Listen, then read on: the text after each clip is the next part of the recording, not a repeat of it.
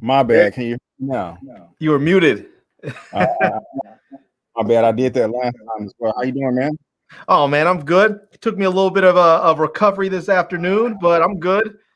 That's pretty good, man. That's pretty good. How are you? I'm doing pretty good, man. I'm doing pretty good. I am. I got to be honest with you, man. My nerves are kind of rattled right now. You know, I'm a bit shook of. You know, I was watching that show Them this morning on Amazon Prime, and I haven't finished it yet. I'm on episode 8, and it has me shooketh. You know, Really? I didn't put it in the description or the topics. And just shout out to everybody in the chat right now. There is the list of topics in the description box that we will be discussing today, and I didn't put that in there, but I may, depending on who shows up today.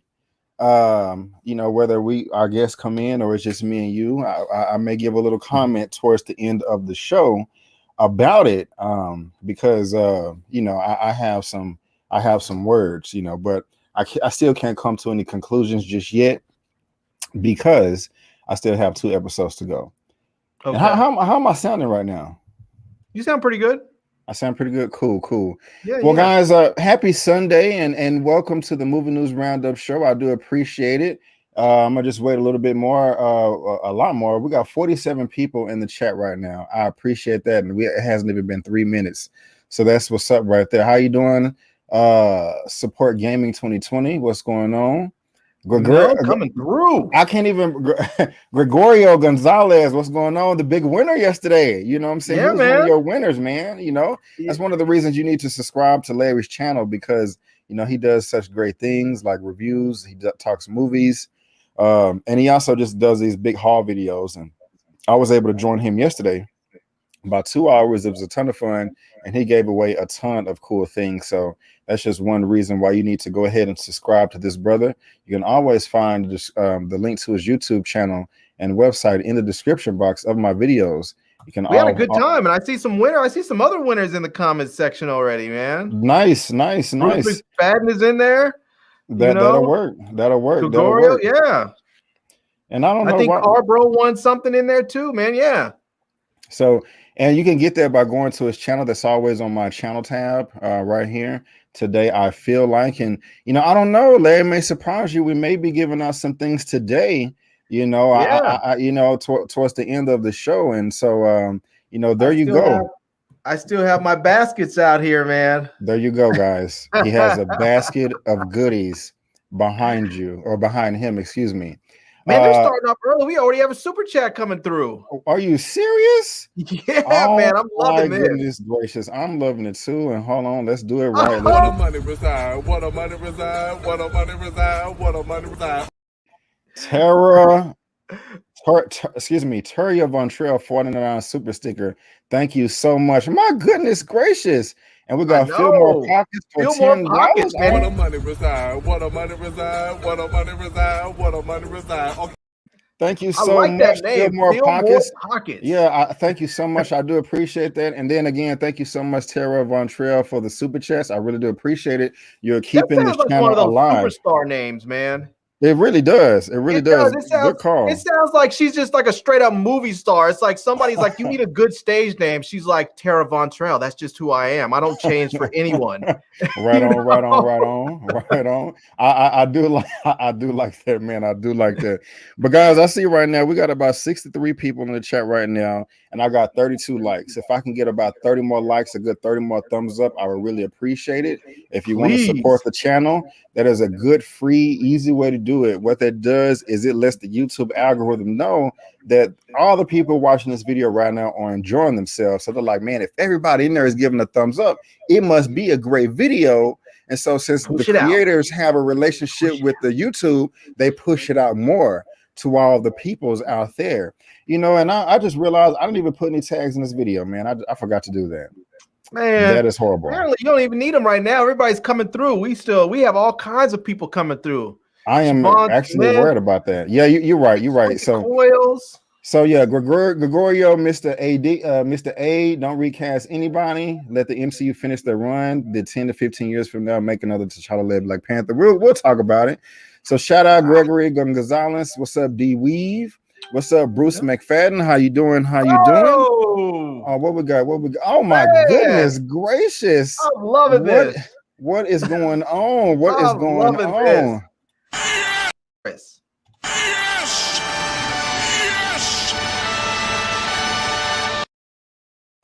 Yes. Yes. Thank you so much.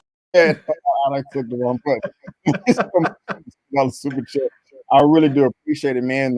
And you can follow me and Larry on social media. Both our handles are on the screen at Just My Opinion 84 and at Today I Feel Like. And also, you see the banner at the bottom. Please subscribe on YouTube, Instagram, Twitter, and Facebook too. Not just myself, but Larry as well. And again, I love my crew so much, my audience. I just got to shout out everybody. Sean Covington, what's up? Jaren 215, what's good? Nary's 21, how you doing? What's up, Car Bro? Hey, Jaren 215, Sean Covington, what's good? What's good? Savon Smith is in the building. Exquisite Coils. Tia Bryant, hey, RTB Weekly, what it do? Who else we got in here?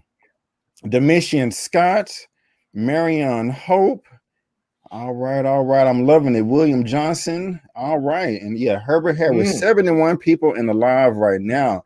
This is lovely. Leah Lewis coming through. Yes. So, but Larry, how was your week, man? How was your weekend, man? What's going on with you? Yeah, man, my weekend was good. It was just very, very chill, which is the way I wanted it. So, nice. It was very, very chill. It was funny. I had a funeral last night to go to after my live stream, a Zoom thing, and it was very nice because it wasn't one of those things that was all somber and depressing. It was, one of my frat brothers passed away, so a bunch of us got on there. And we just memorialized them. It was actually a really great time. It was nice catching up with people. And sometimes you wonder, you're like, man, we were so cool in undergrad. We used to see all these people around you, just like, how come we don't all stay in touch and hang out? And sometimes you just hope that it doesn't take another tragedy before everybody can kind of just stay in touch and do what you do. But I know we all have our individual lives, and it's hard to keep up with everyone. But right. It's nice catching up with folks. So yeah, you're right, man. And again, I'm sorry for your loss. Extend my condolences, and I'm glad you was able to, get with your people yesterday. To some capacity. So that's what's up right there. But guys, I'm gonna go ahead and bring in my second guest of the day, coming from St. Louis, Missouri. And he was on my channel last week. He's coming through again. And that is Mr. Elliot with Movie Files. How you doing, sir? How you doing? Doing good, man. I had to come back from the sequel, man. I had such a great time last week. I wanted to come back and see what we could talk about tonight, man. How we doing, Larry? How we doing, Brandon? What's Big going Elliot on, in the building. Yes, sir. I'm loving that Jurassic World shirt, man. Yeah, man. Hey, it was a Sunday, washing clothes, cleaning the house, throwing on a little t-shirt, repping some Jurassic Park stuff. Yeah, man. I'll tell you right now, if I ever come through any of your brother's houses, I'm straight jacking your shirts, man. You don't want to be coming with all the good shirts. Hoodie. You got you a nice collection yourself. I don't know if you ever paid attention, Elliot, but he be coming through with these tees that I don't know where they're coming from, but they are always platinum gold. I love it, dropping Black history and all that good stuff, man. But yeah, man, I'm glad you're back, man, because we really did enjoy you last week, man. We really did. You was a great addition to the show, and again, you're welcome back anytime. Again, guys, if this is your first time seeing Elliot, this is Elliot with Movie Files. He does movie reviews, he does trailer reactions, trailer breakdowns, movie news, television recaps. All kinds of stuff. He does it. You can follow him on his Twitter. Not on his Twitter, on his social media is right there on the screen. And again, you can just head over to the channel tab, and there he is right there. The brother just hit 11K. Yep. I was looking at that. He hit 11K on the last stream while we were live. Yeah. Yep. May hit 12K this one. You know what I'm saying? Hey, man. He coming through. He coming through with that nice voice with that mic. You know what I'm saying? I like he's sounding good. I don't know. I don't know if he's single or married, or I don't know. But ladies, shoot a shot. You know what I'm saying? I am single, so hey, I'm just saying. You know, if you guys out in St. Louis, we can maybe go on a quarantine date or so. You know what I'm saying? There you go. There you go. Have a movie date on Zoom or something. There you go, man. There we go. Yes. But again, guys, I want to thank you all for being here in the chat. I see we got about 70 so people, and if everybody can hit that thumbs up, I would really appreciate it. And guys, if it's okay with you too, I think we can go ahead and get started. Yeah, man, let's do it. Cool. And again, guys, this is the Movie News Roundup show. This is number 12. And I'm so excited to talk about all of this stuff. We got new people coming through with Elliot. Everything that we're going to be talking about tonight is in the description box of this video, and their respective links to those articles. But this is the Movie News Roundup show number 12, coming at you Sunday, April the 11th, 2021, number 12, where I just compile all of the movie news from the previous week and have a panel of guests, and we just break it down, give our opinions, our thoughts, our observations. And so again, thank you so much for being here. And that is going to go ahead and bring us to topic number 1. It seems like we're talking about this movie every week, but you know, that's okay because it's comic book lore. It's in the MCU. You know, it's a tentpole blockbuster, and that is Black Widow. With topic number 1, looks like we're going to be having some type of box office boom. You know, it was supposed to come out in May, but we have a firm date now, July 9th. It's going to be in theaters and premiering on Disney Plus with premiere access, and I believe at $30. And I have the report right here from The Observer saying delaying Black Widow added an extra 0 to its box office forecast. And again, guys, you can't be mad at that. Yeah, you can't. That's just nothing but good news. And again, guys, I have the link to that article down in the description if you want to follow along. And I'm just going to go ahead and pull this up right here. Well, actually, no, let me just bring the article back up. Let me just go ahead and read the beginning of this. Thanks to the COVID-19 pandemic, Hollywood has been forced to play musical chairs with its blockbuster release dates for more than 1 year. Daniel Craig's No Time to Die has been delayed 5 total times, while MGM's F9 has shifted release dates 6 separate times, and Marvel Black Widow finally settled on a firm release date after 3 scheduled hops. And so again, that's like I was saying in the beginning, it was supposed to come out this May, but it's coming out in July. And what this is coming from is there is a representative that works with some of the box office numbers. He's an analyst, and he was just saying that this is going to add, like I said, the title said, like an extra 0 to the box office. So Larry, I'm gonna come to you first. I know you've gone over this, man. How are you feeling about this? Do you believe the article? Do you think it's, you know, any truth to this, man? Tell me how you feel. It's probably true. I mean, I still don't think that we should have the theaters open. We still have the numbers going up, and people are still out there getting sick, and I just don't think it's the right time. I know that these vaccines are coming quick and fast, but the problem is there's still like a third of the population that just refuses to get vaccinated. And with the third of the population, we cannot get to herd immunity. And so I just have really mixed feelings about them putting this out in the theater. I understand why they want to do it from an economic standpoint. I just don't think it is the responsible thing to do as a corporate citizen of this country. So, I got you. I mean, I do believe that there are enough people out there that want to go to the movies. There's enough people out there that are vaccinated that will probably feel safe enough to go. And there's enough people out there that don't care if they get other people sick that will go anyways. And the movie will probably do just fine. You know, I just wish they didn't do it. I got you. And let me go ahead and bring up this first quote right here. The reason why this is coming out is because of the success from Godzilla vs. Kong this past week, crossing $300 million worldwide. And it says it's very difficult to gauge the success of one film in terms of the entire industry going forward, especially in this transitionary period. Jeff Box, senior box office analyst at Exhibitor Relations, told Observer. That being said, Godzilla vs. Kong domestic debut gave us both theatrical and streaming as much needed boost, and its box office performance over the weeks to come will be tracked closely. Excuse me. Elliot, I'm coming to you next, man. How are you feeling about all this? Man, it's a tough question. I mean, obviously Godzilla and Kong really did kind of prove that people are dying to go. And luckily the film was pretty decent, had a fun time with it. Now, I didn't see it in theaters. I did watch it in the comfort of my own home. And I'm kind of with Larry right now. I still don't know if I feel comfortable. It's been a full year, more than a year, actually, a year and some change that I've been in the theater. And I'm missing it, but I'm not going to lie. I'm a creature of habit, man. I'm getting used to, and by all means, I still love my theatrical experience. I've never forget seeing Endgame for the first time and being with the crowd, seeing Get Out for the first time. So I love that experience. But at home, man, the convenience factor, just being able to chill, have your snacks, have your bathroom breaks wherever need be, not worrying about if people wearing a mask or not, just being in the comfort of my home and watching these films. And I have a pretty good home theater set up.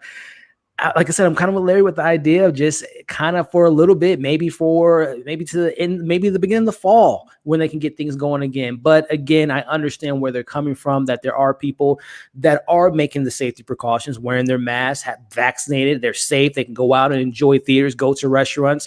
But then there's the other half of the people that aren't that's doing the complete opposite of them. So it is a tough thing to say. I know that, again, my theater just opened up a couple weeks ago. Theme parks are opening up. The world seems to be wanting to open itself up, even if it's not necessarily prepared. So as far as box office numbers go, if Godzilla and Kong are doing these numbers, I would imagine 3 or 4 months from now, what Black Widow will be able to do with the goodwill of Falcon and Winter Soldier, low key, and just building that Marvel's train up to the momentum. We're going to get more TV spots. They're going to probably say, oh, you don't want to miss this film. It's going to have a cameo that'll make you cry. So they're going to do all the stuff to get people excited. Right. So adding an extra zero, I don't know if that means what was the number in front of it? Does that mean it was in single digits? Now it's in double digits. I don't know what that extra zero would add to it, but yeah. Well, good question. Let me go ahead and bring this up as well. It says, yet these delays help the prognosis for each movie. According to box office site, the numbers, Black Widow's move from May 7th to July 9th improved its domestic projection from 45 million total to 170 million. Wow. That is a big jump. Yeah, that is a huge jump.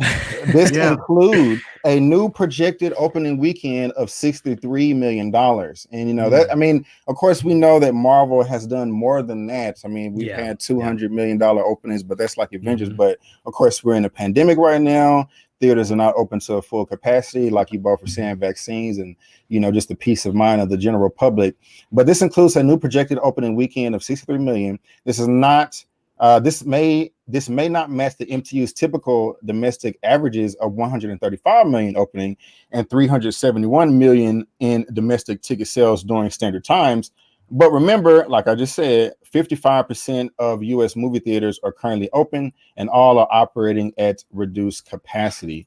And so, there you go right there. I still think this is good. Me personally, I'm glad that this is being pushed from May to July because, I mean, this is next month that it was potentially supposed to come out. And me, myself, I am just not comfortable either. With being around a bunch of people in a closed theater, when people are not going to wear their masks, we know that. Nope. That is a given. Yep. That is common sense. If you think otherwise, I just don't think that's that's truthful. This is what I understand, behavior. We've had a full year, more than a year, as Elliot said. We've gone longer than a year since most people have gone to a theater, and there has been more than enough opportunity for AMC, Cinemark, Regal, all the major theater chains to work on getting drive-in theaters up and running. Yes. And they have not seized on that opportunity. They have squandered it. They have let it go. And I'll be perfectly honest with you. I would love I would love it if someone like Walmart just came and smacked them in the back of the neck and just set up drive-in theaters in their parking lots and just said, this is what you should have done and you didn't. And now we're going to go ahead and take this business opportunity from you and let this be a lesson learned, because I think like any other business, if you don't evolve, then you eventually just go away. And right now they're at an inflection point and they're not trying to evolve. They're trying to hang on to an old antiquated business model when they should be expanding, and that's not to say that they have to totally give up on the walk-in movie theater experience, but they should also be supplementing that with the drive-in experience because you can get a lot of people back to the movie theaters, in a drive-in sense.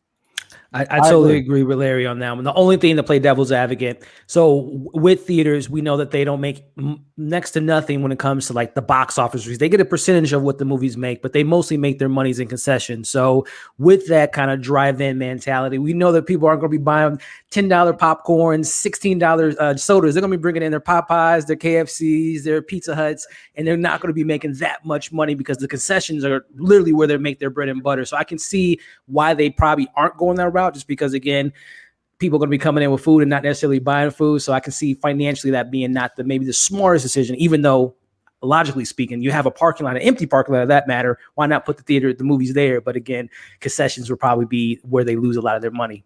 Now think about this. Imagine this. Imagine that the theater companies go and they contract with Popeyes and Pizza Hut and Burger King and all the other fast food places. And they basically have these things that you can have there. Maybe you can be, you have a designated parking spot. How about you get on an app and you can actually order your food right from the car? Say, you know what? I would like some chicken strips from Popeyes. You get on there, you order your stuff, you pay for it with your credit card, and 15 minutes or so later, somebody comes up and delivers your food to the car. There you go. That's I like that, Larry. I really do. Good job, sir. I just want to bring up this third quote right here. If the worldwide box office is going to return to pre-pandemic levels on a consistent basis, it will be later in the summer, Box said. So moving things forward is not the answer right now, despite the success of Godzilla vs. Kong. Remember, blockbuster films will need to bank on a long-term playability to churn a profit. Having more competition would ultimately defeat that purpose. This is great, but still cloudy. Signs of things to come. And so, I mean, this Godzilla vs. Kong thing is giving the industry some hope. Yeah. But like the gentleman just said, it's still very sketchy waters, and you don't want to just be, ridiculous with your spending and things like that. I probably should have looked into has the few drive-in theaters that we do have on the market right here have tickets just shot up in price. I probably should have looked that up because if it's just skyrocketing, it would make even more sense to go ahead and do that. But no, what's up? There is a place over here near where I'm at, and they're basically doing a drive-in theater sort of situation in one of their parking structures, on the roof of the parking structure, and they're charging people $28 a car to go in there, and you can't even get a ticket. They are booked all the way through the summer, whole summer. I went and looked them up. They put out a thing about it. It was like, no joke, it was like the day after that email came out. I didn't see it till the next day. I went on to try and book something. Fully booked. And they're not even showing first run movies. They're showing stuff like, they're showing stuff that you can watch on Netflix.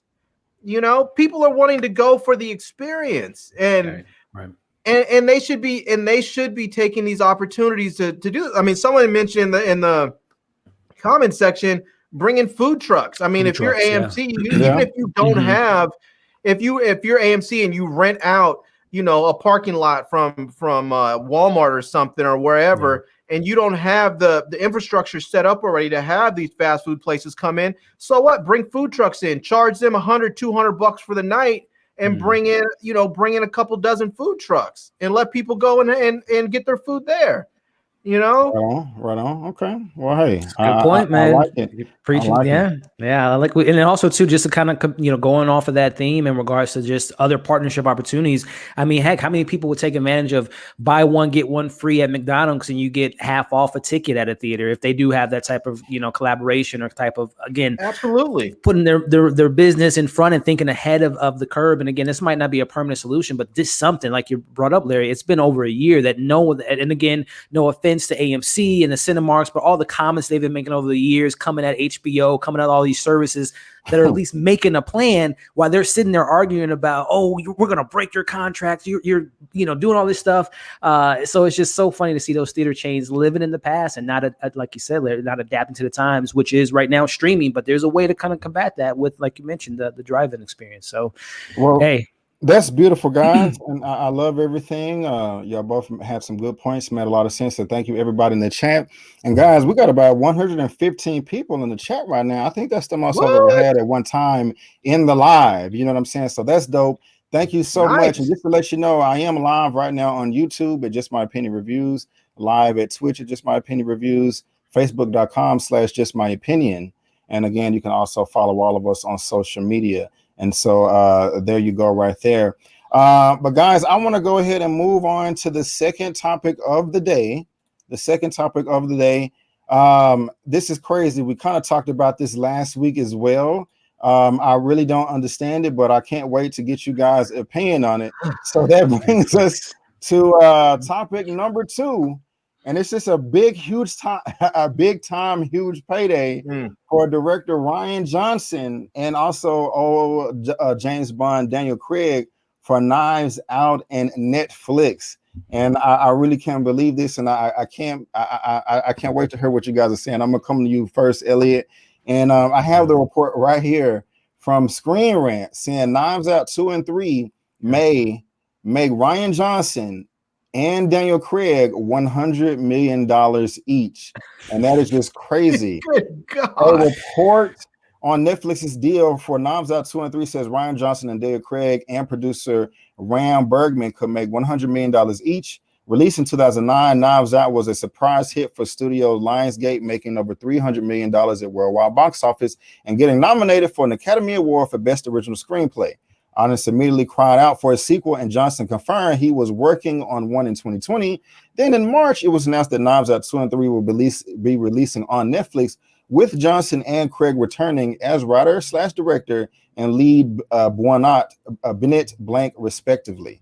So, Elliot, I'm gonna come to you first, man. This is a big ass payday. How are you feeling about this, man? And again, before I get your comments, it's just funny because when I was putting this together, I was like, should I even talk about this? Because it sounds like I'm a big time pocket watching hater or something like that. Counting the pockets. Yeah, I'm not. This is it's crazy, man. This is. I mean, look, where's where the money was at? I mean, they're getting a paycheck, man. They are getting paid. This is a power move by Netflix, man. What a money reside. Yeah, man. I have to do it. Rian Johnson and Daniel are playing on repeat right now. Yeah. And I mean, Daniel Craig, he has to be living right now just because, you know, you would think leaving that franchise like Bond, that not saying his career would have faded away, but it's hard to find another type of franchise. That's almost like an NBA reference on a football player when they get their first major contract. And then, you know, as the years go by, you're an NFL running back. You only have 6, 7, 8 years of your prime, and then you kind of fade off and retire.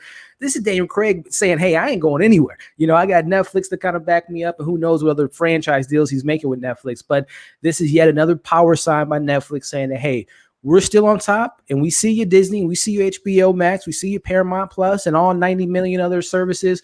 We're going to stay on top. And this is a move to show Hollywood, come play ball with Netflix because you're going to get paid. Just like Brandon just got that super chat right there with look at that. Oh my goodness gracious, man. Hold on. Just coming through. Hold on.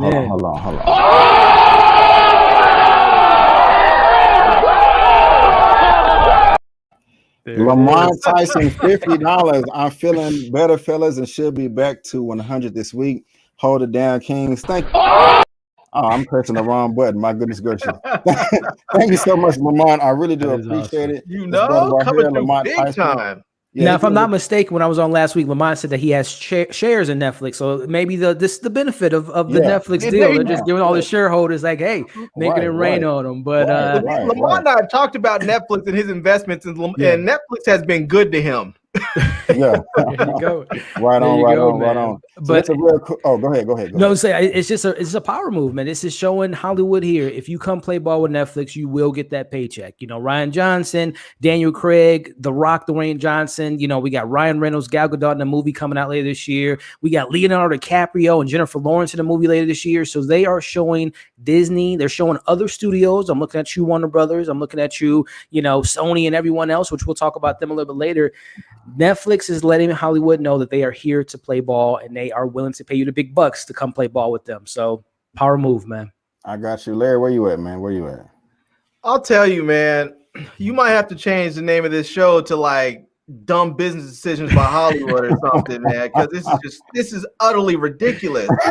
I mean, they're just blowing the mark. I mean, first of all, if I'm an agent and I'm looking at this, I'm thinking to myself, oh, okay, I'm Gal Gadot's agent, or I'm Chris Evans' agent. I'm like, Netflix come knocking on my door. I'll just straight tell them, you better have that you better have that $100 million contract lined up.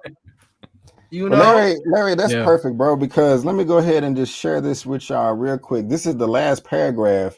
It talks about what you just mentioned. It's worth noting, though, that Knives Out franchise isn't a billion-dollar blockbuster behemoth, but rather a modestly budgeted series of mystery movies. These numbers then prove that Netflix has changed the movie business in more ways than one, establishing a precedent here that could see other filmmakers pushing for 8- and 9-figure deals for movies that wouldn't traditionally expect to pay that amount. Hopefully, the quality of the end product is good enough to justify the streaming service's enormous investment.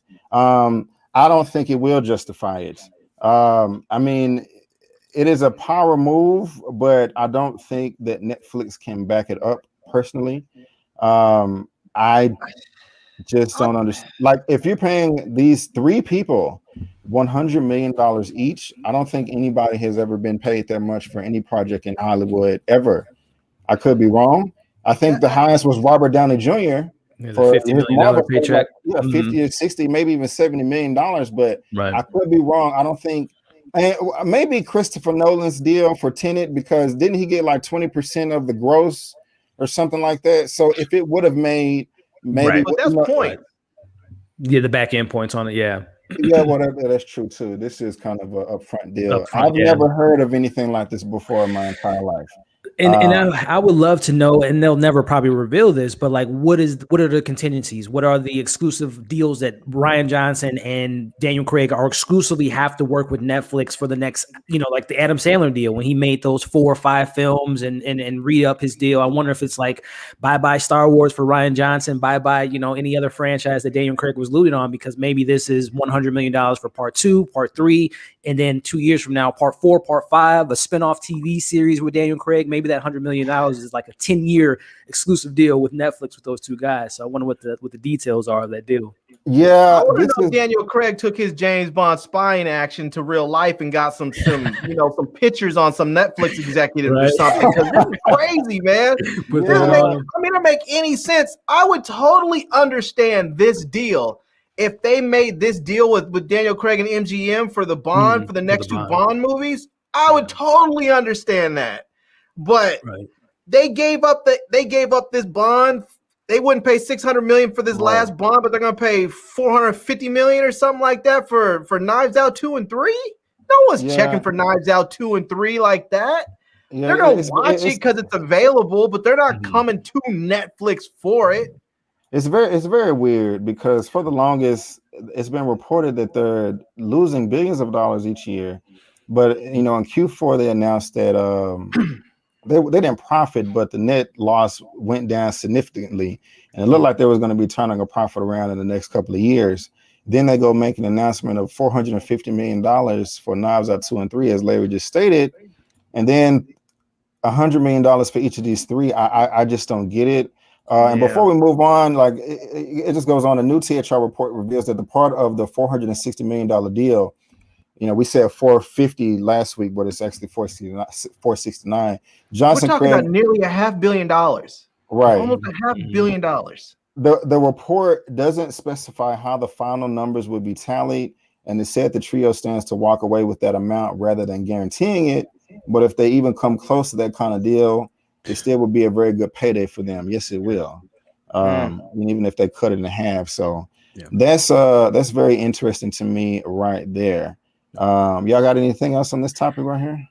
Only thing I gotta say is the rest of that cast, like Larry said, who else is going to be a part of that cast? Because that was the big selling point for the first film was, Michael Shannon, Jamie Lee Curtis, Ahmed Diarmas, Chris Evans. The cast was incredible. So is the rest of the cast going to get that $100 million as well? Or are we going to see less of the cast? It's literally going to be Daniel Craig playing 6 of the roles because they can't afford to bring anyone else into the forefront. So that's going to be interesting. And I would not be surprised next year we hear that there will be a spin-off series with some of the characters that are going to come up in part 2 and part 3, or even Daniel Craig himself might get an origin series because it is Netflix and they were known for their TV before their movies. So again, I expect more of the Knives Out universe with Rian Johnson and Mr. Daniel Craig. Right on, I'll right tell on, you right one on. of the Well, things. hold on, Larry. Let me go ahead and bring in my third guest for the show, coming from the Windy City of Chicago, and that is Mr. Eman with Eman's Movie Reviews. How you doing, sir? How you doing? What's going on, fellas? Always a Nice. pleasure to be here. What's going Yes, on? sir. Hey, man, move to the Yes, sir. side a little bit. I'm trying to see what that T-shirt's on there. Bro, I Oh, was man, saying the same thing. You already know what it is. You already know There what we it go. is. I love it. I love It's it. the I true love it. ruler of Wakanda, Yes, sir. T'Challa. Killmonger. Yes, sir. T'Challa, you know. Long live the Yes, king. sir. You mean Yes, Killmonger? No. I said it right. It was T'Challa. It was Right on, T'Challa. right on. Well, You know what it Eman, is. thank you so much for being here, bro. I do The appreciate Yes, sir. you taking out time to join us today. We're just on the second topic. I'm gonna just pass to you real quick, man. How are you feeling about this potential $100 million paycheck for Daniel Craig, the producer John Bergman, and also Ryan Johnson?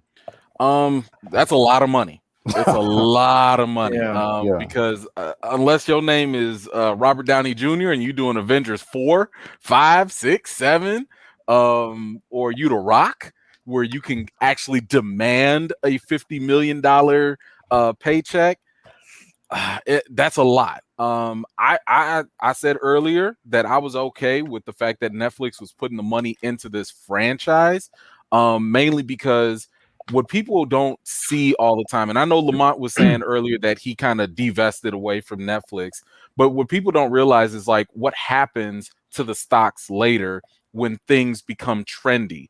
And Netflix is a master at marketing. They will make a movie, put it on there. It could be the crappiest thing in the world, but because they market it, because the average person is catching on to it, articles will be written about it. People are going to talk about it. And what is that going to do? It's going to lead to people having FOMO, for one, and fear of missing out. And then they're going to want to subscribe. And then what is Netflix going to do with that? They're going to come out, and it doesn't matter how long this lasts. They're just going to come out and be like, hey, look, we have the #1 amount of subscribers out there. We just gained 5 million subscribers. Blah, whatever the news is. And you know what's going to happen? Stock prices go up. So they know what they're doing. This is a long-term game that they're playing.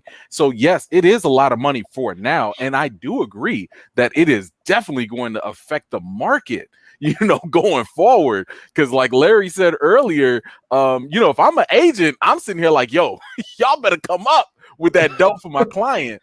But I think as a company, what they're doing is solidifying their place as the #1 streaming platform. So even while theaters are going to be out there, they're going to be like, yo, we're going to come out with this Knives Out stuff. And, it's probably going to make more noise than we might initially expect. So it's a risky move, but I think they're playing the long-term game here. Yeah. Right on. Well, guys, I got 124 people in the chat right now. That's what's up, guys. Can I please get some thumbs up? I got 74. Can we get it up to 90 thumbs up? I really appreciate it. Thank you so much. Go ahead, Larry, and then we're gonna move on. Let me ask you guys: do you think that people are really checking for Daniel Craig like that? I know he's a big star. I know that Bond has done well by him. But I feel like when people go and check for Bond, like to me, he's my favorite Bond. And if he puts out a Bond movie, I'm watching it. I'm there. But to be perfectly honest with you, if they put anybody else in Bond, I'm watching the Bond movie to at least give it a shot. But I'm not sure I'm checking for Daniel Craig in any other role. Not that he doesn't do other films that are great, but I'm just not like, oh, it's Daniel Craig. I definitely have to go see that movie. It's like, I'll check it out if it looks good. So I'm just wondering, like, are people really checking for him like that? Like The Rock. I'm watching whatever The Rock's in. Right. Whatever it is. I don't know. It could be dumb. It could be a little kids movie. It could be a big action flick. I'm checking for it just to see what's there. There's a few actors like that. But I'm not saying Daniel Craig's one of them for me. I guess we'll see, my brother. But let's go ahead and move on to topic number 3. Another big deal, a huge mega deal. All these mega deals everywhere coming at you left and right. It's just freaking crazy. And and that is topic number 3. I said mega deal. I like the word mega. Looks like Sony and Netflix are going to be joining forces in some capacity. And I'm pretty excited about it. I'm going to tell you why. And I have the report right here from Variety. Sony Pictures movies, excuse me, I cannot read today. Sony Pictures moves movie output deal from Stars to Netflix and Rich Pack. And of course, we got Jumanji right there. It says Netflix has emerged the winner of a nearly 2-year auction for the exclusive U.S. rights to stream Sony Pictures theatrical releases and the first paid TV window starting with the studio's 2020 slate. Netflix has also set a first look agreement with Sony for all of the studio's original movies produced for a direct-to-streaming market. The deal also requires Netflix to commit to a certain number of titles from the studio, but it doesn't stop Sony from selling direct-to-streaming titles to Netflix's rivals. In that case, however, Netflix would have to pass on the project for Sony to be able to sell to another streamer. As a part of the pack, Netflix will license an unspecified number of older titles from the Sony's movie vault. Larry, I'm going to come to you first, man. How are you feeling about this huge Sony Netflix mega deal?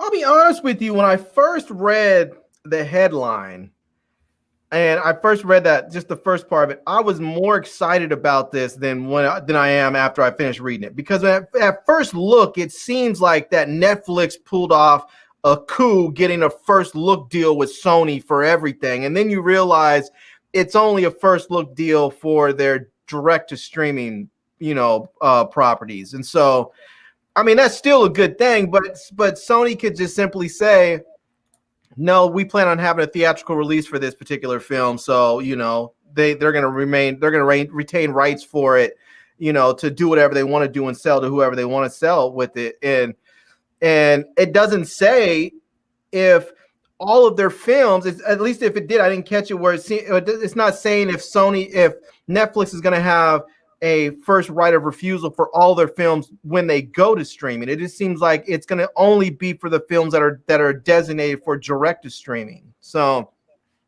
not to say it's not a big deal, it's just not as big of a deal once you sort of dig in the dirt a little bit. Let me bring up this quote, then I'm gonna come to you, Eman. Sony Pictures is a great partner, and we are thrilled to expand our relationship through this forward-thinking agreement, said Netflix global film head Scott Stuber. This not only allows us to bring their impressive slate of beloved film franchises and new IP to Netflix in the US, but it also establishes a new source of first-run films for Netflix movies lovers worldwide. Eman, I'm coming to you. How are you feeling about this deal? I like this again for Netflix, especially as a long-term deal. Because there are certain movies, and I like it also for Sony, because Morbius, I don't think people was going to be rushing to the theaters for that. Right. But as we've talked about, before, the beauty of the streaming platform is the fact that a lot of movies that wouldn't normally shine in theaters now have a home to flourish. And I'd be totally more willing to watch Morbius on streaming than I would in theaters. And that might actually also be the case when it comes to Jumanji, or all these other films that Sony is going to put out there that might have some issues in terms of competing. But just to Larry's point before about how, is anybody checking for Daniel Craig? They might not, but they could be checking for The Rock and for Kevin Hart when they both are going to be advertising for Netflix for their movies, and that brings even more eyeballs to the platform. So again, it's a long-term game that they're playing here, and they also have access to older Sony things too. I don't really know off the top of my head exactly, what the most classic Sony movie would be, but the end game at the end of the day for them is always, we want more content. Netflix is not only creating original stuff, but they're also bringing in familiar old stuff as well. And I think the play with that is really in the foreign markets. People don't realize the fact that a lot of times these streaming platforms make money hand over fist overseas. And the number one thing that sells overseas and that dictates the movie industry is name brand recognition. That's why we see movies like Fast and the Furious all the way up to to chapter 9 or whatever. It's because they keep the global international audiences invested. They recognize Die Hard from the 80s. So that's why we have Die Hard, Live Free, and that's why we have like all these repeats and remakes. It's because of the foreign market. So I think this is a good long-term strategy for Netflix. They need content, and to make these not so big box office films breathe and grow on Netflix, I think this is really fostering an even better relationship for Sony, because Sony's going to need something when Bond movies are running their course, or maybe they strike out with Spider-Man. They're going to need another avenue. And I think Netflix is like, hey, we got you. You make the movies. We'll put it on the platform. We can all eat and make money together. So I like the long-term strategy here. I think this works if they're making a lot of action movies, because action movies do well in foreign markets, and comedies and romantic dramas and stuff like that don't always go over well, because the cultural references that you need to make those films work don't always translate when you take them overseas. Whereas war movies and action movies, they are what they are. Right on. And just let everybody know again, if you're interested more on this topic, there's a link to the article down in the description box of the video. Of course, I'm coming to you next, Elliot. But before I do, let me read this second quote. Netflix has been a terrific partner as we continue to expand our relationship, said Keith Elligoy, SCP's president of worldwide distribution and networks. At Sony Pictures, we produce some of the biggest blockbusters and the most creative original films in the industry. This exciting agreement further demonstrates the importance of that content to our distribution partners as they grow their audiences and deliver the very best in entertainment. Coming to you, Elliot. How you feeling about all this? Hey, got another. Got another one. What's going on? What's going on? Oh my God! Oh my God! Got another one. Hold on. What's going on? Harris, thank you so much for the $10 super chat.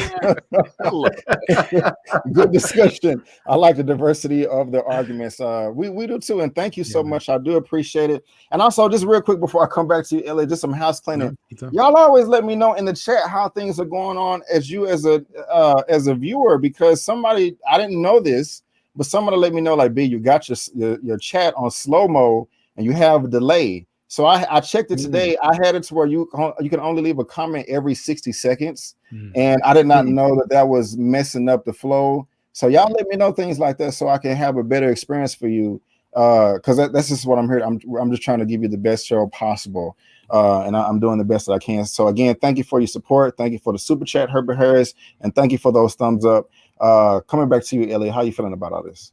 Yeah, man, this is a smart move on Sony. This is yet again Sony kind of using a already established IP to kind of help their stock, which they did with Marvel, collaborating with them with Spider-Man. And I think eventually we will see Spider-Man be exclusively a Sony project with Morbius and Venom and the whole Spider-Man verse, and kind of say goodbye to the MCU. That might not be for another 5 years, but it will be inevitably happening. So I think this is Sony saying, hey, Netflix, you want to put our movies on there for they can maybe learn how to maybe have their own Sony Plus, streaming service 10 years from now, and just using that for right now. Or this is Sony saying, hey, Netflix, we have animated movies that don't do that well besides like Spider-Man Into the Spider-Verse, things like that. But they have certain animation films that don't really pop. I think of Abomination or whatever. They come out with some animation films that don't do that well box office. But streaming, kids at home, Netflix, that sounds like a great way to put a lot of their kid movies on Netflix to be able to have more people see it, especially with the kids at home and COVID and all that different stuff. So I think it's smart on that end.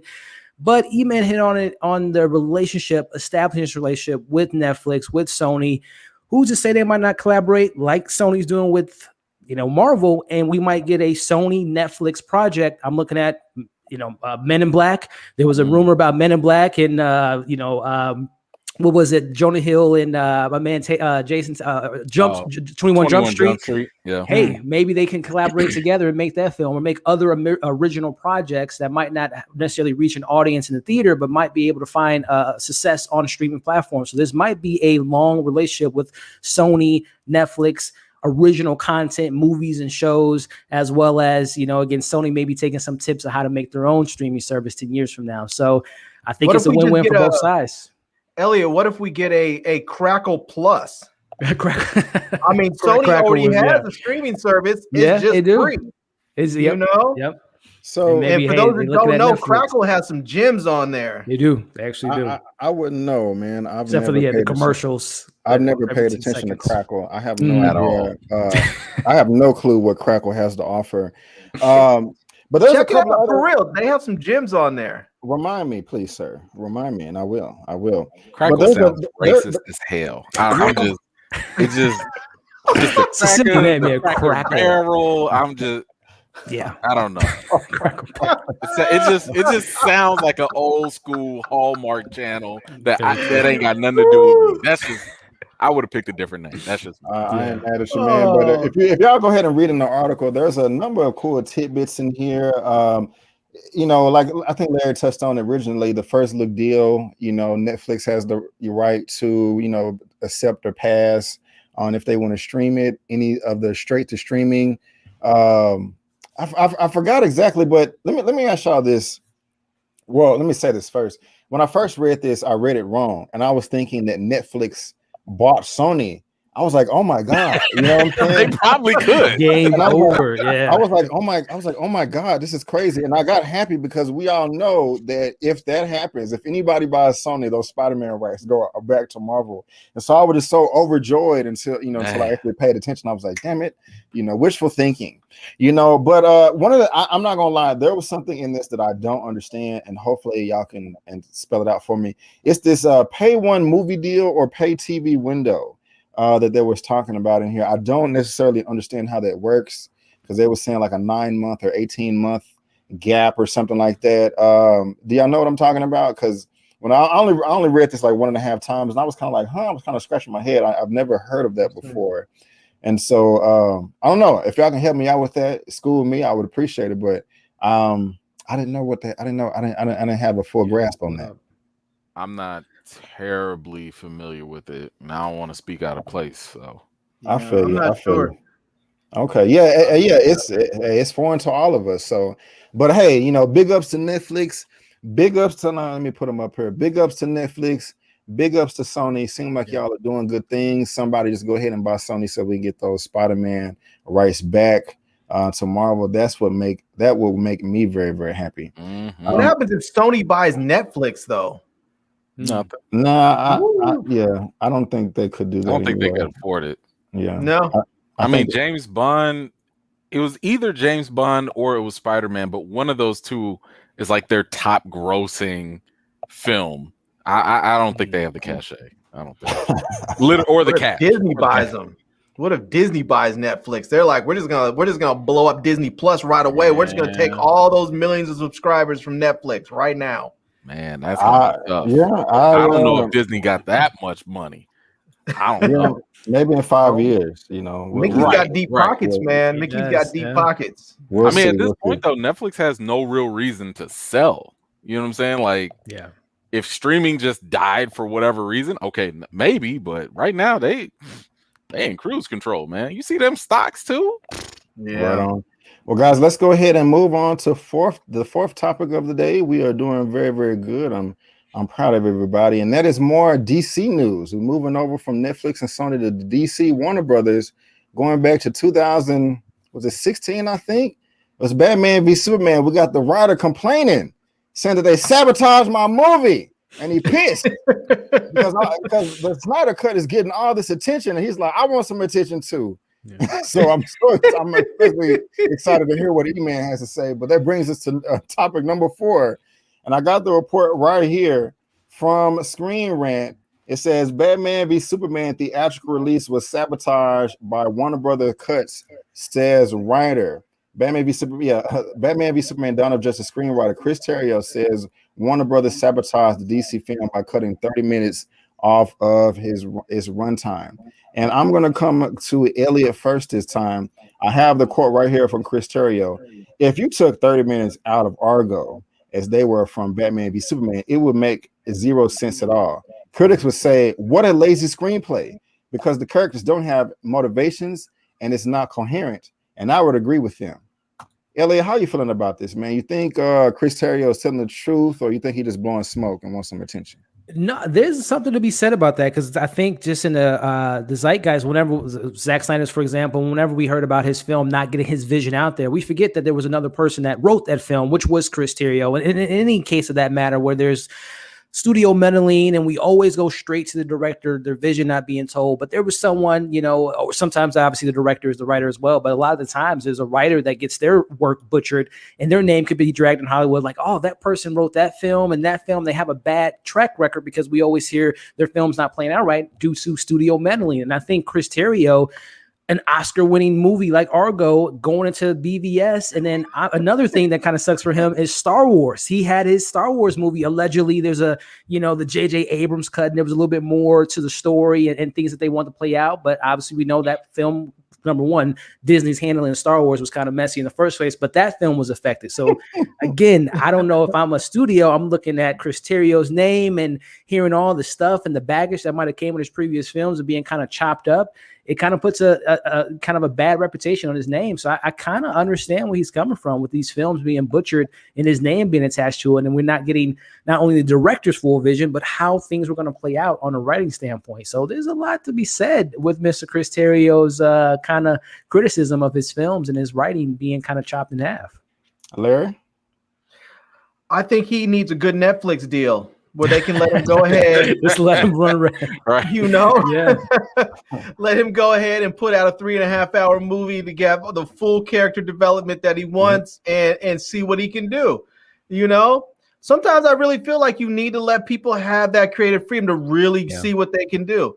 Because there's something to be said about, you know, chopping up people's movies so they fit in a nice box when people, we want it under 2 hours, or you know, or we want to take certain things out so that we can make it PG-13, or just, I mean, there's some things that should not be removed from movies. Like when you look at that script, when you read that script as an executive, if you like what you're reading, make that movie. Don't start saying, oh, well, we need to put this and that in there. We need to take this out of there because we want to sell more movie tickets to 12-year-olds and sell merchandising. No, then make a different movie. Don't make this movie. Don't buy this script. Buy a different one from somebody else. You know? Yep. But go ahead. I mean, that's it. Really. I hope the brother comes out with a different movie. I hope he comes out and really gets his chance to shine and does it right. You know. Well, I mean, he did get the extended cut, which was better, as we all know. But E-Man, what you got, man? I think Chris Terrio is a terrible writer. I don't think he's all that good. I thought he did a really good job with Argo, but I think more of the success of Argo was in the directing rather than the writing. But I mean, we've seen this man have a chance. We've seen the extended edition. We've seen the Snyder cut. Like, bro, like, you're not good. You got lucky with one script. You're not that good. And I'm sorry, those extra minutes, yes, it made a more, cohesive story, but it still had problems. You still had corny crap in the entire movie. So in both movies at that, BvS and in Justice League, Snyder cut, whatever you want to do. The 30 minutes wasn't going to save nobody. And right now, it's just easy. It's so easy to jump and blame the WB execs. I agree that they deserve probably the bulk of any criticism, with DC for the, time being. But bro, you still wasn't all that good either. Like, even when you got your shot, you still didn't deliver like A+ quality work. So miss me with all this stuff. Like, I agree that yes, anybody is going to be upset if you have your work edited or chopped up, and they did butcher his stuff. But let's not act like that's not part of the industry either. That is literally what happens every single movie. Nobody is given free reign to do a 4-hour movie. Like, that's just not what happens. And yes, what happened with Batman v Superman, they dropped the ball. It's that simple. You have the two most popular characters in fiction and pop culture, and y'all dropped the ball. I'm sorry, them 30 minutes wasn't going to save nothing. So I'll tell you what they did do with that, though. Because they dropped the ball so bad with Superman and Batman, it did allow Wonder Woman to shine. It did. It was important because people were excited to see her when her movie came. So I mean, the fact that they screwed that up worked wonders for Wonder Woman. That is true. I agree with all of you. I'm leaning more towards Eman, but I still agree with all of you to some degree. However, I wonder if I am confident that Warner Brothers right now would still want to proceed with Zack Snyder's vision if they would have got their original vision for BvS and he would have got his original vision for Justice League. Because Man of Steel still for me is off the chain. And I remember when I walked out of BvS, I was like, this is about a 5.5. And then when I saw the extended cut, I was like, okay, now I think it's about a 7.5. And with Man of Steel being better than that, in my subjective opinion, and then I still think the Justice League Snyder cut is amazing. I really do love that movie. We all know that it wouldn't really be 4 hours, but I still think it's a great film. You can look at his Snyderverse and be like, those are 3 good films. At the very least, is a 7.5 out of 10. But that's just me, though. That's just my feelings. I'm gonna have to go back and watch Man of Steel again, BA, because you guys keep referencing it like it is. Man of Steel is not bad. It's not bad at all. I just feel like the bar was so low that I mean, bro. I remember when I walked out the theater, when I saw that, I was calling my friends on the phone like, bro, this is some of the best action I've ever seen. Now I said action, I didn't say whole movie. It was some of the best action I've ever seen. It was exhausting. It was so much, but I'd rather have more than less, and be let down. I was like, damn, y'all ain't tired yet? I guess you Kryptonian, so no. Right. But just with the way they actually had Superman snap his neck. Superman has never done that before, but he had a valid reason, and it was so controversial. It didn't make sense to me how Lois and Superman met in the Fortress of Solitude. That still is like a big gaping plot hole to me. Nothing is perfect though. But yeah, Chris Terrio, like Eman was saying, this is easy. I do wish that he could have got his vision, but at the same time, that's not just gonna be a complete 180 as far as his talent is concerned, but that's just me. That is just me. Well, guys, let's go ahead and move on to the 5th topic of the day.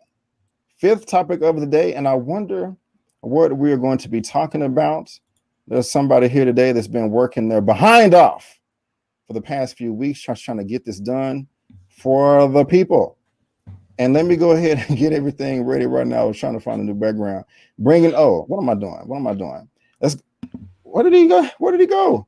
Where did he go? I'm gonna go ahead and switch over to the 5th topic of the day, and that is Recast T'Challa, part 3. Eman is here today, and he has been working hard on trying to get this man recast, and he has a few things that he is going to talk about with the people. And before I pass it to him, I just want to also just show this real quick. I have this article that this brother did a number of weeks ago with the Wrap called Marvel Should Recast T'Challa and Black Panther to honor Chadwick Boseman, Eman, Emmanuel, Noisette right there. And so there's also a link down to this article in the description box. But of course, Eman, I'm coming to you first because not only did you write this fine article right here, you just did something else within the past week or so. So why don't you tell us about that? Yes. So the Recast T'Challa petition is now live. It is on change.org. Actually, the website is just change.org/Recast T'Challa. We have reached like first of all, this exploded. I had no idea. I thought I was going to get a couple hundred signatures. I really didn't think it was going to be that crazy. We already are at 1,400 signatures. Wow. And that is not with a lot of promotion, by the way. We only are 100 signatures away from the 1,500 mark. And this is an exclusive. I haven't told anybody this. But the people at change.org, they love this petition. They hit me up and they were like, yo, we want to share this. We want to get behind it. I thought it was spam, to be honest with you. But they was like, no, we love what you said about T'Challa. We love the Black Panther thing. We want to get behind this. I was like, oh, word? Like, first of all, y'all are real. Okay. So they have helped me. They are about to blast this to all their people on the emails. They are sending this out to other like media outlets and stuff. I'm not saying it's about to blow up, but all I'm saying is that there is something here. And about to be on CNN talking about it. Hey, if that's the case, so be it. But you know what I'm saying? Like, I understand that, people are going to feel a different type of way about this. So let me just kind of address that real quick. This is actually more of a conversation starter. You know, this is a deeper conversation about representation, especially when it comes to our Black figures in the media. You know, and I understand that people are going to feel like, man, you know, maybe it shouldn't be recast. And you know what? That's okay if you feel that way. The reason why we're doing this right now is really to continue what I believe is consistent in the beliefs that Chadwick Boseman himself had. There is video, and I'll drop that a little bit later. There is a video suggesting that Chadwick did not want us, the people, the fans, to see him as T'Challa. He wanted us to see T'Challa first. And that's how he wanted us to look at all his roles. He wanted us to see the role, not him. That is the job of an actor. And I want to respect those wishes because he also really, really believed in this character. That's why he signed on all the way for Black Panther 3, which, if we think about it, wouldn't even be a thing for another 3, 4, 5 years from now. That's how long-term he saw this character and this franchise. So to stop the portrayal, to me, feels very contradictory to what he stood for, what he believed, and what he worked so hard for while he had cancer. He knew he had cancer, and he was still trying to make this something big because he knew the role was bigger than him. And just again, to clear things up, this does not mean we have to stop Shuri's story. She can have the mantle. It does not matter. This does not mean that we have to do an Aunt Viv move and immediately put some random person there. That's not what this is about. This is just about continuing the role and the portrayal because the story is cut short. It took 50 years just to get Black Panther on the big screen. And he's only been up there for like 3.5 years with a couple of minutes here, couple of minutes there, and one feature film. We can keep this ball rolling. If y'all want to put him on the sideline, that's cool. Let Shuri take her shine. Let M'Baku, let Killmonger, even Killmonger, you know, can get a little shine here. But all I'm saying is you do not have to stop. Stop it, Larry. You do not have to stop the portrayal of T'Challa because, as I've said, Chadwick Boseman believed that the role was bigger than himself. The role does have significant representation for the Black community. Let's not forget the fact that T'Challa is the very first leading Black character in the MCU. I'm not talking about Blade, not talking about Spawn, in the MCU. There's no reason for us to stop that portrayal right now and act as though the leading Black character that we have that's actually got some momentum and popularity can be supplemented with a bunch of supporting characters that have yet to be built up yet. So that's all I'm saying. T'Challa needs to be there when it comes to representation. Even in the comics, just like in the comics, he is a vehicle to uplift other Black characters. If it wasn't for T'Challa, we would not know about the Dora Milaje. Shuri wouldn't even have a storyline if it was not for T'Challa. Okay, Storm would not be elevated to the goddess that she is if it was not also for T'Challa. So what I'm saying is T'Challa is a vehicle for a bigger picture in the Black community and in movie industry in general, that we have to look at the bigger picture and long term when it comes to his portrayal, because he can do for us like what we saw what the Black Panther movie did. That could get even bigger if we continue with his portrayal. And it doesn't have to stop anybody else. We don't have to engage in crabs in a barrel mentality where only one Black figure can, you know, accelerate and the other one's got to be put to the side. We don't have to do that, because if you know the comics, everybody excels at the same time. T'Challa is lifting up Shuri. Shuri is lifting up T'Challa. And I've said this before, there is no stronger form of representation in the Black community than to have a strong Black man supporting a strong Black woman and vice versa. And that's what we get with T'Challa continuing on. So if I can just make that plea to people, feel free to sign that petition. It will go to Marvel. It's not a matter of like actually changing their mind, but it's letting them know that we do care about T'Challa and we do want to honor the work that Chadwick Boseman put out there, and we want to see the role keep going and not have that momentum stop or be slowed down due to this tragic situation. So that's where I'm coming from with this. Hopefully we can get some more signatures, and any support anybody wants to give is definitely welcome. Use the hashtag Recast T'Challa, share the petition, and this is all coming from a place of love. It is absolutely not coming from a place of disrespect whatsoever.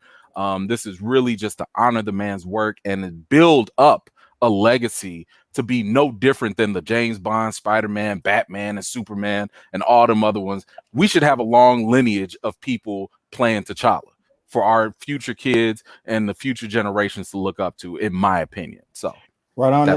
What video is this right here that we're looking at, Eman? So that video right there is that is the video that you will see on the petition itself.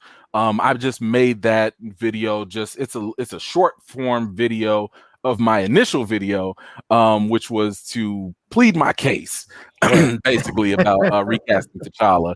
And yeah, that's the video you're going to see on the petition. It's also on my channel. It's just giving you a quick and easy, dirty look at what is going on with this petition, what it means, what it does not stand for. Because just like defund the police, just like Black Lives Matter, people like to try and hijack your message and say it's this and say it's that. No, it's not. You're not going to do that. That's what that video is for. And I also have an article that also is accompanying that video that says specifically, here's what the Recast T'Challa movement is about, and here's what it's not about. So if anybody wants to come and say, like, what about Shuri? Or isn't this disrespectful? Or do we have to do this right now? All those questions are answered there.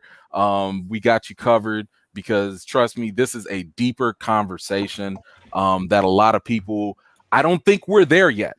I don't think people really understand the impact of what's going to happen 2, 3, 4, 5 years from now. And I'm trying to get ahead of this now. I'm trying to get the conversation going now, because a lot of people don't know until it actually happens. You know, it's not until we all sit down July 2022 and we watch the screen and they say T'Challa is dead. T'Challa had cancer. T'Challa is dead and he's not coming back. And then we're going to have to sit here and be like, wait, I thought this was only for Black Panther 2. Wait, y'all killed him? And that's why I'm trying to be like, wait a minute, Marvel, before you going down that route, we want you to know that we actually care about T'Challa and we love Chadwick too. And we going to celebrate Chadwick for all that he's done, because he's not just done Black Panther, he's done more. And we also going to honor and celebrate T'Challa and keep that going forward. So I'm trying to get this conversation going, because I understand audiences that have never read the comics, they don't know. They don't know why T'Challa is so important. They don't know why this is a bigger deal, because to them, it's kind of like, what's the big deal? It's just, you know, it's a mantle.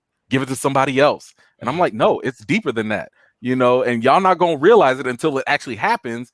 And I don't want people feeling salty in the theaters. So right on. And just to answer Crystal's questions, where's the link for the petition so I can sign?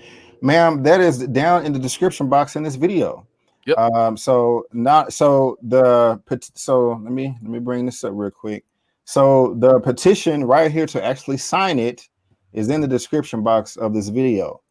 The actual, it's about what, 5 minutes, man. This video right here, quick 5-minute video. Yeah, you know, 5-minute video is right there. It's linked. And that's also on Eman's channel, his YouTube channel. Right here, there's the video. Watch the video too to help him get the views, and go over there and thumbs up.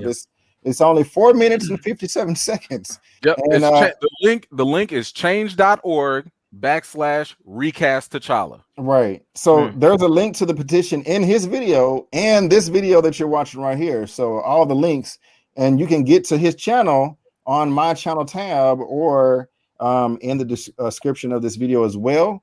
Also, Double M, to the comment to Double M, I'm gonna try and get the shirts out. I don't want to get no copyright issues with Disney. I'm gonna try and get the shirts out. The actual artist of the shirt gave me permission, so I'm hoping that's enough. But what I also will do is, if I'm cleared to sell the shirts, I am going to be donating those proceeds to the Colon Cancer Coalition in honor of Chadwick Boseman. So stay tuned, stay on my channel, subscribe. If I can sell it, I will sell it, and all the proceeds are just going to go to colon cancer research and just again in honor of Chadwick Boseman. And let me just say something else real quick before I get these super chats and then move on to the final topic. Also, on my Twitter, I tagged everybody, hashtag and @ all the Marvel Disney people. Yes, tag all of them. That tweet is in the description of this video. Just retweet it. All you got to do, it's already put together. It has his article linked to it. Just hit the retweet button, and the article that he wrote with the rap is in the description box of this video as well. And let me go ahead and grab these super chats real quick because I love you guys so much. What a money reside, what a money reside, what a money reside, what a money reside. Warren Barley, $5. I just signed a petition. Excuse me. Thank you so much. I really do appreciate that. And I also believe I have another super chat. Ernest Holloway, $5. What a money reside, what a money reside, what a money reside, what a money reside. Okay. Thank you so much, Ernest. I really do appreciate it. Thank you. Larry and Elliot, do y'all have anything to add, or y'all think E-Man knocked it out the park? Knocked it out of the park, knock it to the next county, the next city, the next country. Come on, man. That is well said, E-Man, and I'm right there with you. I'm going to be signing that petition, once we're done here. And he said it perfectly. This is a character that needs to live on in the honor of Chadwick Boseman. And I think Marvel, fingers crossed, Ryan Coogler and Nate and Kevin have a plan in place. To you, like you mentioned, E-Man, I think the next film is understandable if it's a certain separate mission, doesn't really address the situation, but come Black Panther 3, or we know they have their Disney shows they announced with Wakanda, building the seeds there to T'Challa coming back to the big screen in Black Panther 3. But again, E-Man incredibly said, and this is how you do petitions, man. This is how you do the social media thing. There's no hate, there's no malice, there's no, just not knowing no research, doing the research that you did. This is how you do things, guys. You don't just put stuff out there without, doing what E-Man's doing. So this is incredible, man. Yes, sir. Larry, got anything, sir? Yeah, I've signed the petition, shared it. I'm looking forward to see where it goes. And the only thing I want to say is I want to see T'Challa back because I feel it's important to have a worthy adversary to the true and rightful ruler of Wakanda, which is Killmonger. He had to sneak it in there. We almost made it, bro. We can't have 24 hours. We almost made it. We can't have 24 hours. I don't got the video like Lamont, but I got a picture of Killmonger there for you, man. So, but man, I do appreciate you doing that, man, because we're all passionate, man. But you really took it into your own hands and just drove this bus and just like, hey, if you want to do something, do it yourself. And he did it himself. So there's nothing but respect for you, my brother. And I do appreciate that from the bottom of my heart, man. Thank you to everybody in the comments too that have already signed. I really, really appreciate y'all. Thank you so much. Already. Well, guys, let's go ahead and move to the final topic of the day. And our boy Larry right here on the top right is going to be giving us a giveaway. He got a trunk of nice gadgets back there, bringing us to the final topic with todayifeellike.com, and that is the giveaway with Larry. Yes. And he got a bunch of goodies, and y'all go ahead and get ready. I got a piece of paper right here, 1 through 100. I got a number.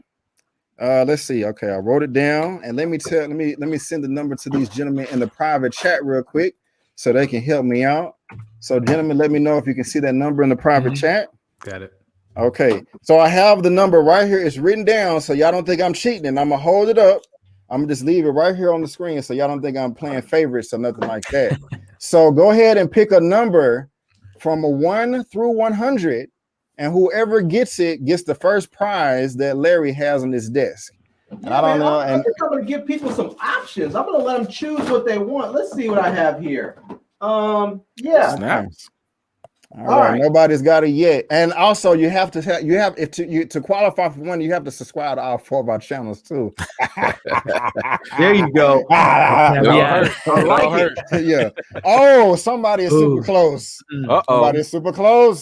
So here we go, right here. Oh yeah, somebody's getting real close. So Larry, what's the first thing you're gonna give away, sir? What's the first thing you're gonna give away? See, I have these headphones, these truly wireless earphones.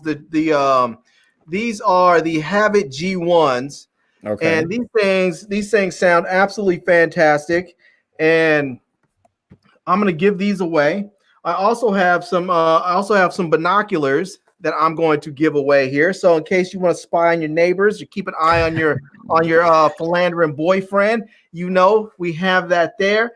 For some of us out there who don't have fancy cars and you want to add some Bluetooth functionality to your car, we have an FM transmitter that will allow you to take phone calls and play your music through your car. And I have a couple of Bluetooth speakers that you can use to actually pair together at the same time and you can put them on your nightstand or something or whatever so you can have your music going. So I have a few things. And I don't want to slow the thing down. So we got one prize. All you got to do is guess the number. Some of y'all are close, but y'all don't got it yet. The second one, if you want,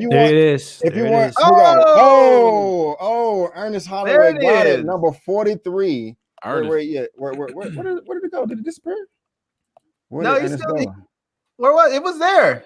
Wait a minute. I think it scrolled up too fast or something. Yeah, I saw it. It was Ernest. Yeah, I saw it as well. Okay, there we go. I see it. So Ernest got it 43, and I'm not cheating. Is that zoomed in yet? It ain't. I can confirm it. It was 43. Holding on to your face, boy. That camera wants to hold on to your face. Back it up. Yeah, that's all right.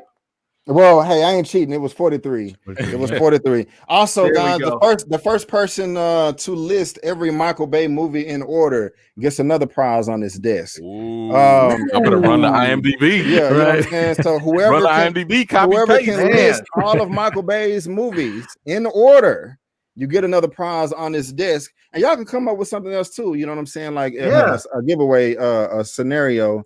I have one. I have one. Who can name B. Avery's favorite MCU movie? Oh wow! Okay, he's mentioned it a number of times. I don't even remember what I said. Let me know what I said in the chat. Let me know what I said in the I was about to say, like, I don't even remember. I know it's DC movie. It's explosions. Hey, bro, winner. We gotta give him a winner. That's hilarious. Oh my god! That is so true. So true.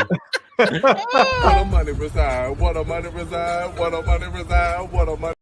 Ernest, thank you for the $5, man. We giving you let me give a quick shout out. Let me give a quick shout out to Ernest because Ernest be getting on me every week. Every week when I do not post my my breakdowns on time. So Ernest is the true fan. He keeps it 100. That's a supporter right there. Already. And so I know. So who got so Ernest got the first one. Is the winner Tamara C for part 2, the second prize? Is she the first one to list that? Because she got it right, but is she the first one? I want to make sure. You want them headphones?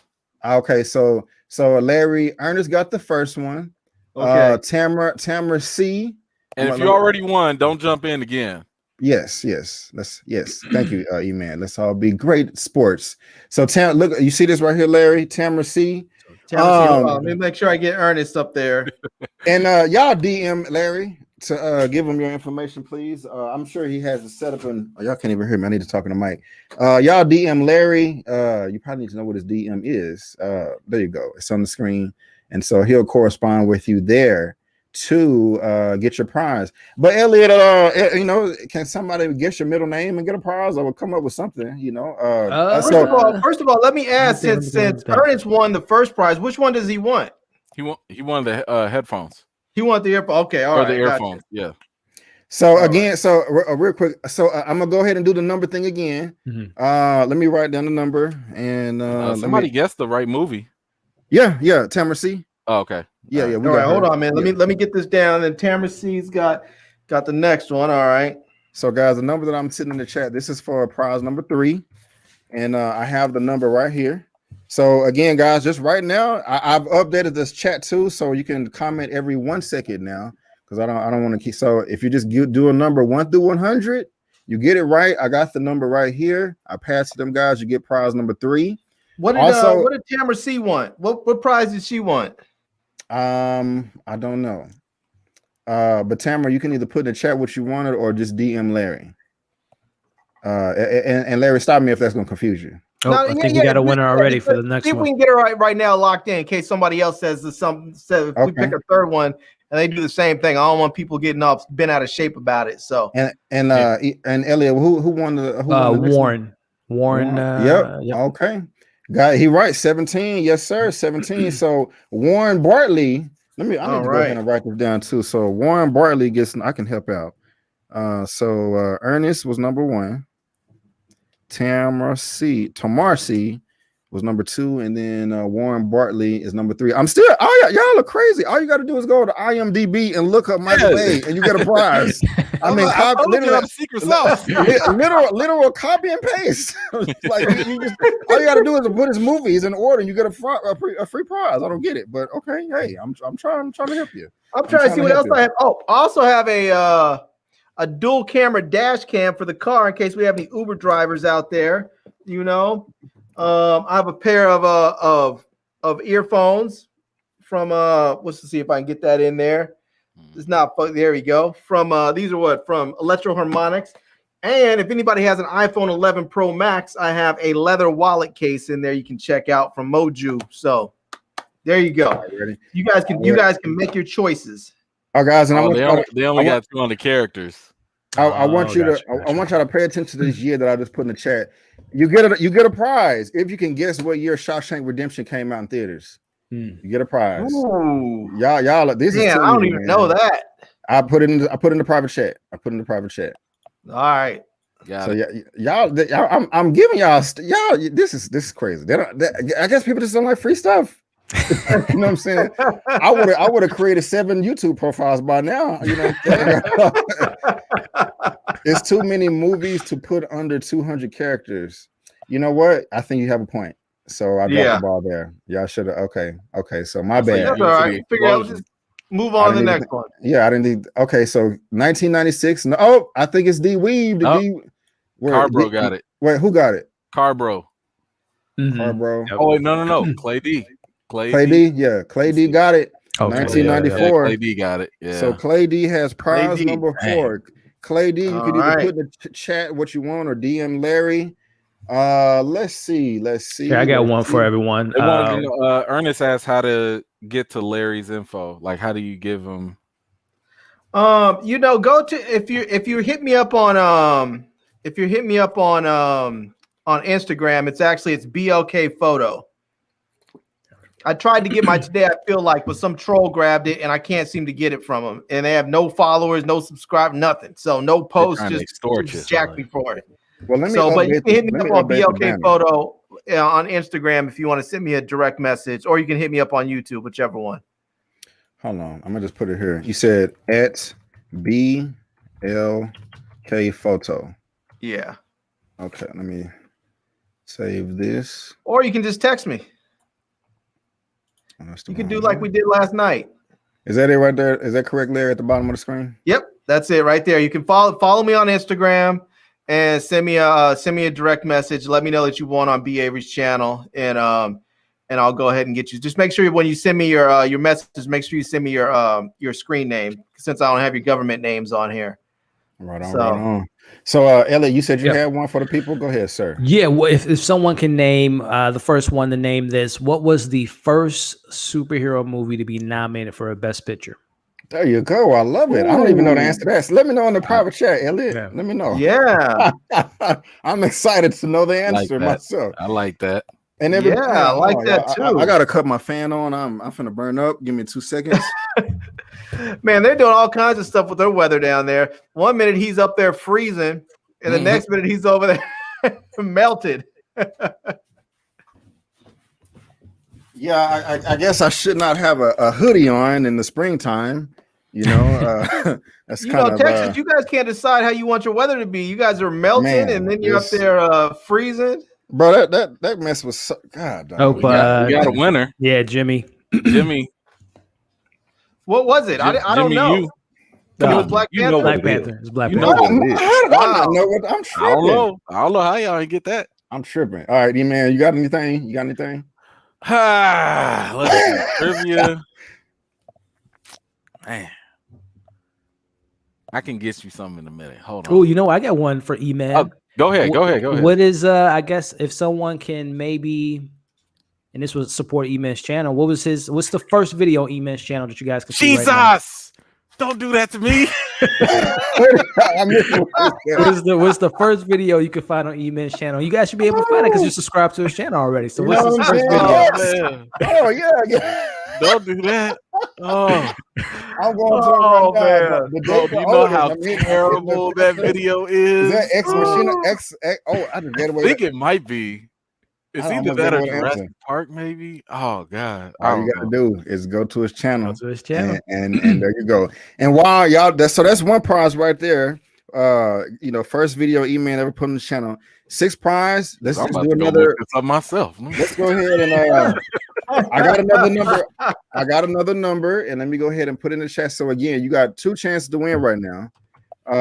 You can either find the number 1 through 100, or you can list the name of E-Man's first video on his channel.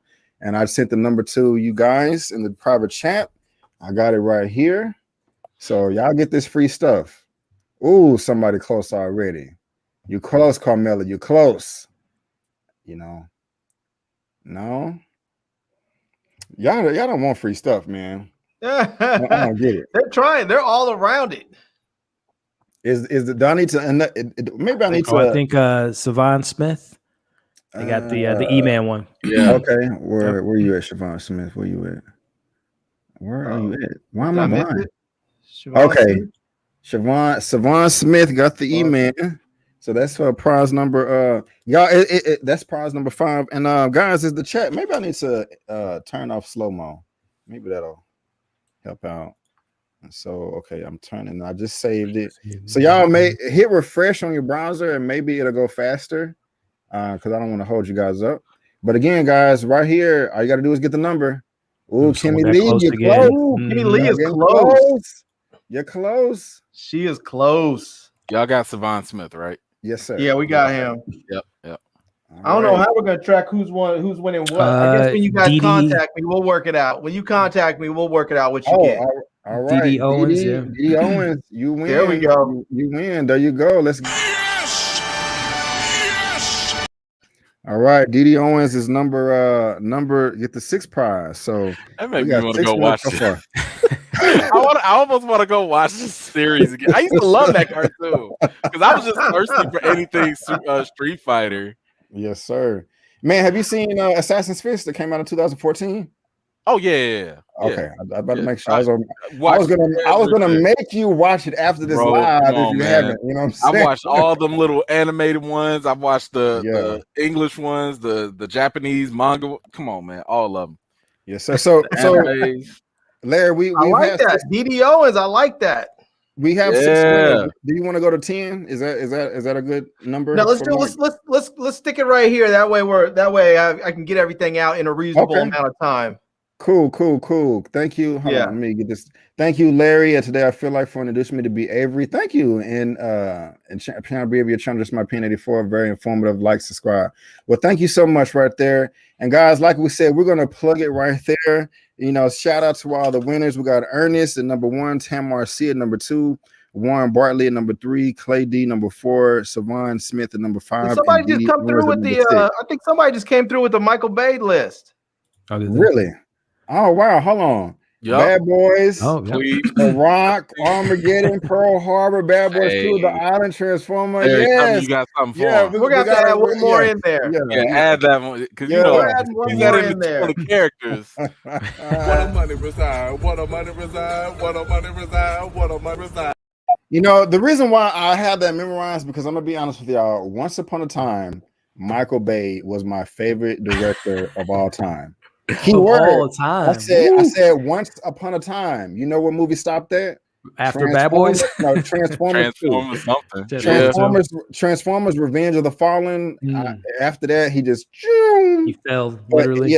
But from he Bad started Boys, feeling himself too much. From Bad Boys to the first Transformers, I loved all of his movies except for Pearl Harbor. Pearl Harbor was a bit too corny for me. Except for the action. The action was dope. But everything else was like, Transformers Revenge of the Fallen, that was horrible. I still like Michael Bay, man. You can't go wrong with a Michael Bay movie. They're just fun. They're ridiculous and over the top. And you get slow motion beauty when people are running. Yes, sir. I'm surprised he hasn't gotten a Fast and Furious franchise. I'm shocked. Did we write this down? Cleve 17. I got him. Okay. Well, all right, guys. I want to thank you all so much for joining us today for the movie news roundup number 12. I really do appreciate it, and thank you so much for being here. I do this every Sunday, 6:30 p.m. Central Standard Time. Of course, you're going to have myself. You're going to have a lovely guest to where you see right now up on the screen. What am I trying to say right now? Oh, go ahead, Avery. What's up? I just want to mention to everybody, as far as like a simple rule on here, you have a week to get back to me with your address, because I don't want to hear back from people a month later saying they won something and your prize and got given away on a different show or something. So you have a week and to get to me on my Instagram or wherever, Facebook, Twitter, YouTube, wherever you hit me up, preferably on Instagram. If I keep everybody in one place, it's the best. That way, I can get everyone's address and get his stuff shipped out in a timely manner. So right on. And again, if you look at the bottom of the screen, that is how you can get to him on Instagram. But again, guys, thank you. This is Movie News Roundup number 12. And I'm gonna just go around the room real quick, starting off with Larry. Again, thank you for being here, sir. What are your final words and what do you have going on your channel? Yeah, man, I'm just still doing my reviews. I feel like I have a lot of stuff in here. I think I might, I haven't decided quite just yet, but I'm thinking about doing 30 days of giveaways and just do a different giveaway every day, because I have a lot of stuff I need to get out of here. And so I'm just, if people are interested in that, hit me up. Let me know that's something you might like, and then I might see if I can make that happen. But other than that, I just want to remind people to please continue to mask up. I know I'm a broken record, and I'm going to keep on saying it. Mask up, protect yourself, protect your family, protect your neighbors, protect that stranger that you have no idea, who he or she is, and get vaccinated. Just go in there on April 19th. They are opening up vaccinations to every group that's out there. If you are 16 or above, you are eligible for a vaccine as of April 19th. So if you're not vaccinated, please go get vaccinated. Right on. Thank you, my brother. And again, guys, there's this channel right there. Oh, he at 39K right now. He finna hit 40. Nice. He talking about he gonna catch Sharronda, and he's coming up. But guys, I got some stuff on my sleeve. You know what I'm saying? I'm gonna come catch all y'all. So enjoy it while you can. You know what I'm saying? Nah, I'm joking. But there you go. I gotta catch Sharronda so that I can come for Eman next. Yeah, and Elliot gonna catch us all. I saw your them review was doing well, man. I haven't finished it yet. I'm on episode 8. I'm gonna watch it after I'm done. I was gonna bring it up, but I think we'll go ahead and get out of here. But let me go ahead and bring it to you, man. What are your final words, sir, and what do you have going on your channel? Hey, Brandon, Larry, Eman, it's a pleasure to be back the second week having this great discussion again. Eman's, Recast T'Challa, Larry with the giveaways, and of course, Brandon, the incredible host. I appreciate you guys having me on and the incredible chat and community you have over here. It's a pleasure, man. So as far as content, as Brandon has alluded to, them is a very interesting series, and I can't wait to hear Brandon's opinion on this show. And I'm really excited to hear your thoughts about some of the trauma in episode 5 in particularly. You guys can check that review out. A lot of superhero content, The Falcon and Winter Soldier, Invincible, which everyone should be watching Invincible if you're a superhero fan on Amazon. I love that show. And then there's a couple other stuff coming out later this week that I'll be checking out, some HBO content. There's a couple screeners I'm hoping to get in the next couple days for some films coming out in the coming weeks. So guys, check me out on Movie Files on YouTube. There you go, guys. And there's a link to his YouTube channel in the description box. There's his YouTube channel right there, and it's just easy to find. It is on my channel tab right here. As a matter of fact, since we're talking about them, if you go over to the Africa YouTube channel, I watched this today. the Africa roundtable for them. Eman was a part of this. I think you got 2 questions. It was good. Yeah. I think like you and Sharronda had some of the best questions. It did shine some light on some things for me for the show. Them, I don't want to talk about it because I still have 2 episodes left, and I just think that's wrong to judge something if you haven't seen it in its entirety. But I just said it to say that is something else that you can watch. You know, I got to support Africa because they've been helping me out a lot. But coming to you, Eman, last but definitely not least, sir, what are your final words, sir, and what do you have going on your channel? Yeah, first and foremost, I want to thank you for bringing me on here. You know, it's always a pleasure to be here with you fellas. I want to thank everybody that's been in this chat and, you know, that's always supporting us. I know now we're getting like a nice mix of people. You know, I see Carbro, Ernest, you know, just a whole bunch of familiar names on both channels and stuff. So I love the fact that we're getting this support. It really, really means a lot. You know, and yeah, I mean, I'm with Elliot. Like I watched them. I don't think I'm gonna do a full breakdown the way I normally would do. I think I'll just give like a reaction review. So stay tuned for that. Definitely go check out that Africa interview. It kind of gives a little bit more perspective on what you might be anticipating about the show versus what you're actually gonna get. So that was something I was really trying to draw out of the showrunner in my questions for him. But outside of that, you know, I've got a couple other videos I'm working on. Every Friday, 7 p.m. Central Standard Time, you have got to come to the live reaction of Falcon and Winter Soldier. It is live, it is jumping, it is popping, it is great. We got all the jokes. The chat is like on 10. You do not want to miss it. And even if you do miss it, go watch the replay. It is that good. I'm trying to I go unscripted. I just go on there and all of a sudden it's like a family community that happens.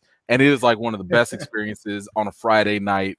So definitely go check that out when you get the chance. And of course, last but not least, Recast T'Challa, share it, sign it. Tag Kevin Feige, tag Marvel Studios, and all we're doing once again is just letting them know that we care about the role of T'Challa. We want to celebrate the life of Chadwick Boseman, and we want this portrayal to continue so that we can have stronger Black representation on the big screen for our kids all the way up to adults moving forward. So that's where I'm at with that. Right on, my brother. Right on. Well said. And again, this tweet right here is already there on my thing. There's a link to this tweet down in the description, and this is his article right here, the wrap with everybody tagged already. So just hit the retweet button, and you will be doing your part. Also, sign the petition. But yeah, on my channel, of course, guys, I will be doing this every Sunday.